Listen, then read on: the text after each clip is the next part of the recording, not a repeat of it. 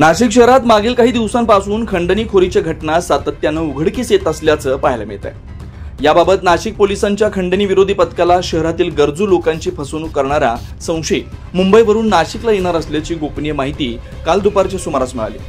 मिळालेल्या गोपनीय माहितीच्या आधारे पथकानं मुंबई आग्रा महामार्गावरील इगतपुरी ते नाशिक पर्यंत असे वेगवेगळ्या ठिकाणी सापळा रचून बळी मंदिर येथून एका सराईत संशयितास ताब्यात घेतलं। सुमित देवरे असं पोलिसांनी ताब्यात घेतलेल्या संशयिताचं नाव आहे।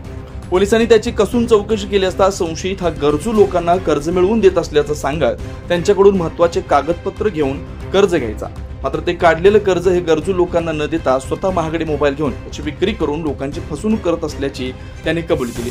सदर संशयितावर याआधी शहरातील वेगवेगळ्या ठिकाणी गुन्हे दाखल आहेत। पुढील कारवाईसाठी त्यास गंगापूर पोलीस ठाण्यात दाखल केलं असून पुढील तपास गंगापूर पोलीस करतात।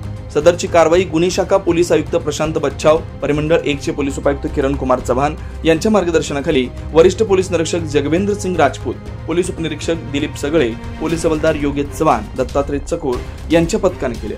सदर आरोपीने आपली फसवणूक केली असल्याचं संबंधित पोलीस ठाण्यात संपर्क करावा असं आवाहन देखील यावेळी पोलिसांकडून करण्यात आलंय।